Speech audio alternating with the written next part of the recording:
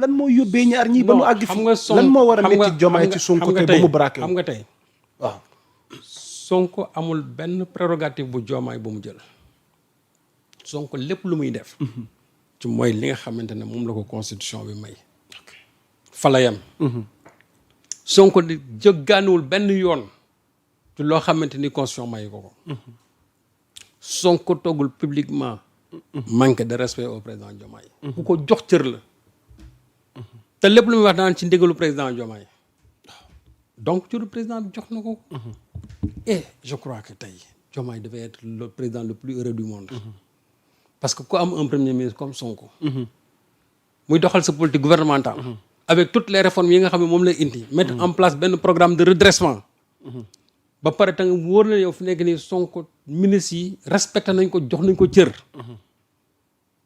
soo amee ku mel noonu sa gouvernement da nga koy téye ak sa fukki loxo tey am na loolu Sonko doon def sax Diomaye daf ko war a transcender parce que Diomaye nag moo fi taxaw chaque fois bu ñu waxee mu ne réconciliation waaw mais tu ne peux pas appeler à la réconciliation au moment où toi tu es en train de créer une division dans ton parti yow da nga bëgg a réconcilier ak ñeneen mais en même temps tu es en train de c'est-à-dire de distancer de tes frères de parti loolu c'est incompréhensible bu fekkee ne da ngay woote juboo mais mbay sa wóomu tànk mais mënoo taxaw nga ne yéen kaay leen ñu juboo réconciliation nationale ba nga xamante même assassins yi nga xam ne ñoom ñoo rey sax suñu doom yi ci pendant les périodes de tension électorale mais bëgg a juboo ak ñooñu ba pare yow ki nga xamante ne moo gën a sës yow gën la yenn jàmm te fa nga nekk tey c'est grâce à lui nañ ko wax te dee ceux-là qui lui font croire que ne Sonko tegula fekk ay léegi dañ koy nax moi j'ai discuté avec des gens mais qui sont dans des calculs bi doon naan woy boo xoolee le comment dirais-je électorat Pastef ay ça tourne autour de 15% 16% yi ci des ay sympathisants la yooyu donc sympathisants yooyu mën nañ gis nga ci calcul yooyu lañ koy dugal dañ koy nax dama ne gis nga du nekk avoir la carte du parti moo tax nga nekk militant Pastef peut-être que politiquement loolu la ñuy wax ñoom ñoo xam yàmm sax ils n'ont pas besoin de carte de parti man sama waa kër mën naa ne la quasi totalité des gens du Pastef amul kenn ku ci am carte parti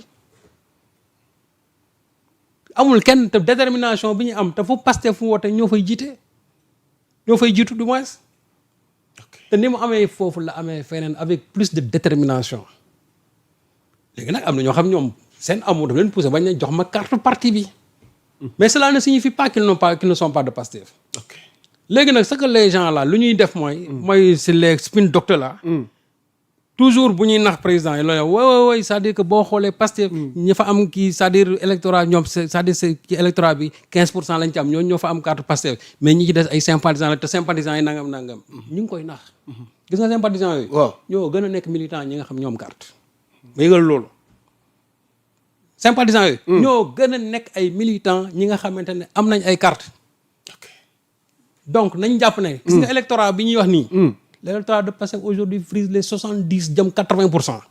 kon li fi nekkoon jugu fi. tey la gën a garaaw dans la mesure où il y a même plus d'opposition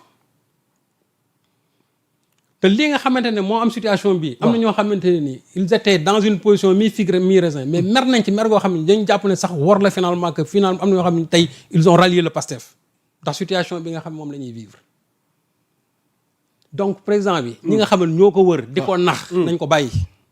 ok et aujourd'hui aussi le bureau du Pastef man dama leen wax ne.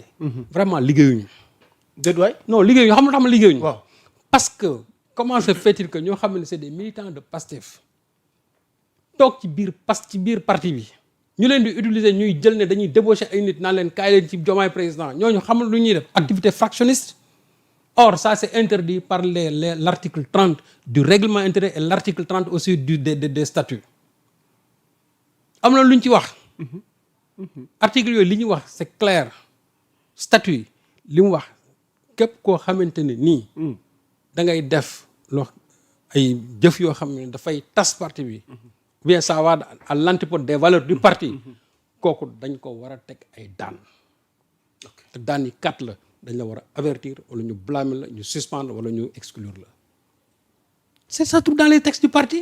or tey am na ñoo xam ne manifestement fa leen fekk ñi ngi toog di woo ay nit ba di leen proposer sax xaalis li Pastef doon xam ne moom la mës di combattre ngay woo ay nit naa leen kaay leen rejoindre Diomaye président am xaalis ngi nii te man ma am ci ay preuves yu leer.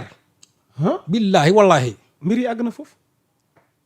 dama ne. waaw yàlla mën na seede li may wax. proposer de l'argent. des gens qui utilisent de l'argent. ndax ñoo koy defal seen bopp ndax seen i kilifa ñoo leen ko yëgal ñoom ñoo xam mais en tout cas daal ñi nga xamante ne man gis naa leen ñi ngi woo ay militants Pastef naan leen kaay leen Diomaye président am na ñoo xam ne ils sont c'est-à-dire dañuy débloquer xaalis. gis naa ci sama benn xarit boo xamante ni sax après coup dañ ko jël envoyé ko xaalis mu delluwaat leen ko encore. léegi nag militants yooyu nga xamante ne ñooy toog leen woo ñu leen di nëbb nëbbal buñ leen nëbbati. kuñ ci wooti wala ñu jox la xaalis neel diw ci biir parti bi woo na ma jox na ma xaalis. ñu yóbbu ko bureau politique ñu dax ko en tout cas wax ma dax mais daal. sanction yi nga xamante ne moo war ci kawam ñu def ko.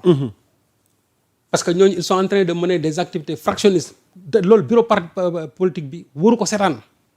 sëñ Saliou lii ci système yi njëkkee lañ ko daan dégg. moom laa la wax parce que dafa am réflexion goo ci def sëñ Saliou soxna tuuti même illustration bi. yor posé wu question Diomaye. virgule nouvel homme fort du système point d'interrogation ndax tey système bi ñu doon xeex. parce que lii ce qui est en train de se produire autour de Diomaye président daanaka mi ngi méngoog. mais ça confirme en tout cas ça répond à l'interrogation de Yoor. yenn lecteurs yi sax dañ dem ba ne non c'est une affirmation c'est pas une interrogation parce que pourquoi on dit c'est le nouvel homme fort du système c'est-à-dire que li nga xam ne système bi moom la fi bàyyi woon on a l'impression que Diomaye est en train de perpétuer ça c'est-à-dire c'est des pratiques yoo xamante ni ñooy am tey autour de cette coalition là mais te loolu ci système bi lañ ko xam quand des gens sortent de l'argent pour di débaucher ay nit di kaay leen mais ça on est où on est plus dans le Pastef Diomaye loolu su fekkee ne yëg na ko il faut qu'il mette un terme à ça.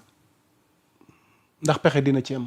parce que am na yeneen points yu ñuy xaar pour terminer est-ce qu'on peut sauver. parce que ay médiation ñu ngi am. waxtaan ci suuf mi ngi am. Serigne Saliou Gueye est-ce qu'on peut sauver. waxtaan est-ce qu'on peut sauver tey jii nii li xew nii. man de ndax saafara mën na ci am. man de mën naa leen wax laataa ñuy jàll ci yeneen point waaw. yaa Moussa waaw. gis nga wax buy am. nit ñi nañ dem wax ak Diomaye. Sonko n'a rien fait. non Sonko deful dara. ok Sonko dañ ko war a sant gërëm ko dans la mesure où moom moo toog mu ne Diomaye revient à la maison. ki gën a di dem mu ne ko wàññeekul dellusiwaatal ci kër gi. militants yi nga xamante ne guddeeg bëccëg lekkuñu naanuñu ñenn ñi am ay tension li leen naqar yëpp mooy le fait que Diomaye xëy génne un communiqué boo xam ne daf koy tàggaleeg parti bi. mais am na ñoo xam ne tey bu doon yenn kii dañoon waaye ndokk sax sa na dem ñu dese suñu parti mais déedéet. parce que yéene nañ ko mu toog ci parti bi ba léegi. yow nga bëgg a taxaw ne da ngay bëgg a beddi parti bi.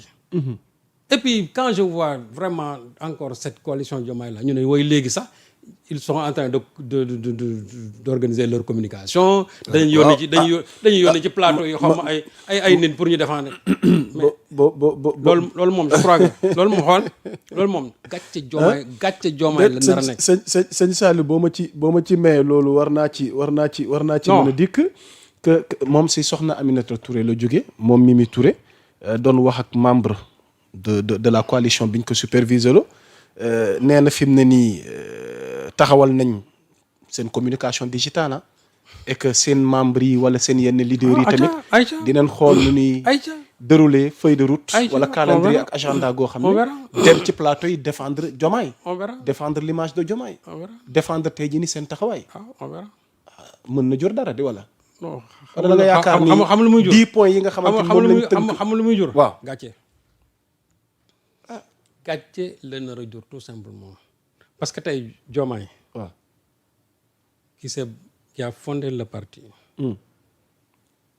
puis qui fait partie des cofondateurs rayante parti bi ba egsi fi ba nekk président boo xam ne investi par le PASTEF yow waa PASTEF défendre tuñ la léegi des opportunistes venus pour la circonstance dans Diomaye président ñooy dem ci plateau yi ne yow dañ lay défendre yow Diomaye te nga xam ne ñoom seen i mébét bu sotti woon yow Diomaye tey doo nekk président ba ñoom bañ lay défendre ñooñu dem ci plateau yi naan. loolu la ñu wax de. Dans le point 6 le groupe Globalcom devra faire le point sur les émissions et autres canaux de communication existants pour que nee na nos membres occupent les médias en ordre discipliné et avec des messages clés définir collectivement la base étant à l'image du président de notre coalition défendre l'image de notre président de notre coalition. waaw moom laa mais c'est un coup d'épée dans l'eau xam nga c'est un coup d'épée dans l'eau nañu dem investir médias yi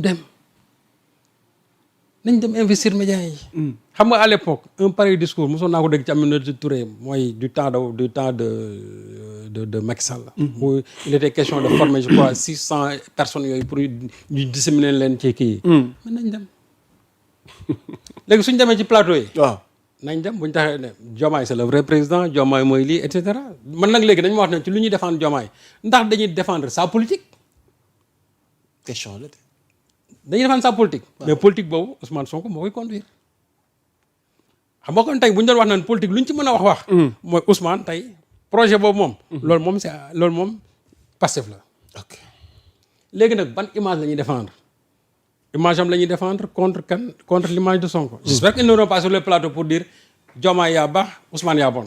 loolu moom ce serait je crois le comble de l'indignité bu fekkee ne dañ koy def. ok. donc nañ wax en quoi ils vont défendre Diomaye c'est-à-dire que sur lan Diomaye bu déggee loolu warut a ruus mu ne tey man des gens qui m'ont combattu ñoom ñooy dem ci plateau yi man pour défendre ma. alors yow sa waa kër ñi la war a mën a défendre ci réseaux sociaux yi guddeeg bëccëg war la mën a défendre ci télé yi. nga am ay cadres au sein du MONCAP les cadres les plus puissants du Sénégal. war la mën a défendre. tu penses que ce sont na ma yàlla baal ci kàddu gi c'est ramassis d'opportunistes là ñoom ñoo koy défendre. ok man daal da ngay dem ba caag finalement. même non en fait non finalement. tu te perds et puis nga tënk foofu ñu jàll ci yeneen point voilà loo ciy tënk. situation bi waaw loo ciy tënk waaw. ceux qui vont naan ay médiation yooyu. man dama leen wax leen. dem leen ngeen wax ak Diomaye. dem leen ngeen wax ak Diomaye Ousmane moom c'est pas la peine d'aller chez lui parce que Ousmane waxul deful. ok. Ousmane sant leen ko gërëm ko parce que moom gis na ne son jeune frère est en train de s'égarer mën na ko dellusil à la maison. te lii du discours tayam de Ousmane yàgg na ko wax. c'est-à-dire que képp kuñ ci fal tey. gis nga les lobbies d'intérêt. waxoon naa ko fii ci benn émission te boobu je crois Djibi moo fi nekkoon. ñu ngi koy nuyu de passage. gis nga naa leen les lobbies d'intérêt. au sein même du PASTEF. au niveau international.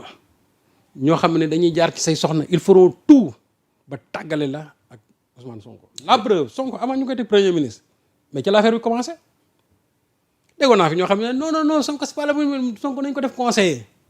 ce sont ces mêmes gens qui reviennent encore dégg naa ci encore mon grand Alioune à qui je vais jeter encore une pierre. ki dégg il faut régler définitivement la question de l'éligibilité de Sonko te loolu dinañ ci dellusiwaat ci bureau mission bi. danañ ci ñëw sëñ Saliou am point bu ñuy xaar. dañ di ñëw waaw point bu ñuy xaar la. waaw dama bëgg nu évacuer yenn point wolof danaan lu duuf ci nag bi xajul ci cin li benn sujet bi rek doyoon na émission vraiment.